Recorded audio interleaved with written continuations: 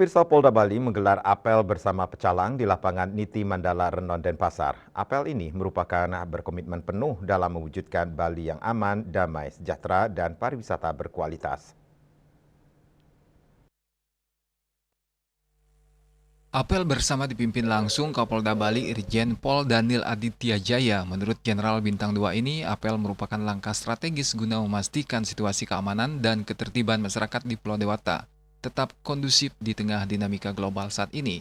Selain itu, untuk penyeragaman persepsi ini tidak hanya melibatkan unsur kepolisian dan pecalang, tetapi juga bersinergi erat dengan TNI dari jajaran Kodam 9 Udayana, pemerintah Provinsi Bali, hingga komunitas ojek online ojol.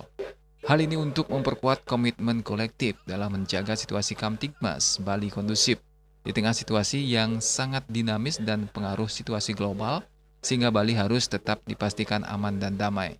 Di Bali yang terkenal dengan kedamaian, toleransi yang tinggi, dan keamanan tertiban harus kita terus jaga. Ya, seperti apapun keadaan yang ada di baik situasi global, regional maupun nasional, sawit Bali harus tetap aman dan kondusif. Kita hari ini bersama para pecalang, bersama dengan pemerintah daerah dan Forkopimda terus berupaya menjaga situasi itu tetap ada, tetap kondusif, dan aman, kondusif.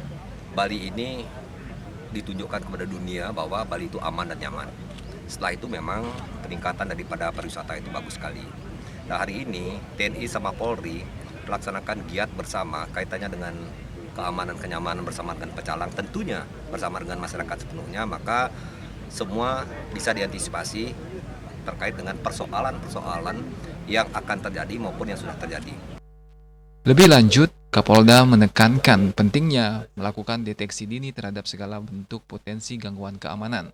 Terlebih saat ini, Bali telah diperkuat oleh sistem pengamanan terpadu Sipandu Bradat, sistem pengamanan lingkungan terpadu berbasis desa adat.